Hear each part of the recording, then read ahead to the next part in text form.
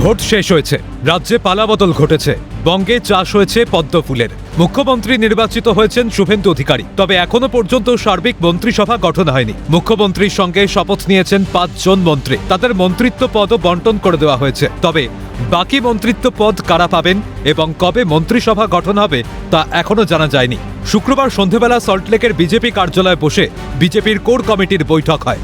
এই বৈঠকে আলোচনার মূল বিষয় হল মন্ত্রিসভায় আর কারা কোন জায়গা পাবেন, কে কোন পদ পাবেন তা ঠিক করা। এই বৈঠকে উপস্থিত ছিলেন মুখ্যমন্ত্রী শুভেন্দু অধিকারী, রাজ্য বিজেপির সভাপতি শ্রমিক ভট্টাচার্য, সুনীল বনসল এবং মন্ত্রী দিলীপ ঘোষ।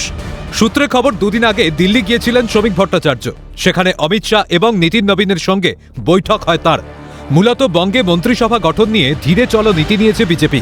গেরুয়া শিবির চাইছে যোগ্য ব্যক্তিরা যেন মন্ত্রিসভায় জায়গা পায়।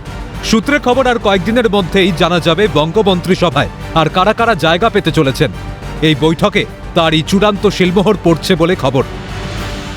পাশাপাশি মন্ত্রিসভার ক্ষেত্রে দাবিদার অনেক রয়েছে, ফলত যারা যোগ্য মন্ত্রিসভায় যাওয়ার জন্য তাদেরকেই দায়িত্ব দেওয়া হবে। তার জন্যই ধীরে চলো নীতি নিয়েছে বঙ্গ বিজেপি এবং আজকে রয়েছে কোর কমিটির বৈঠক।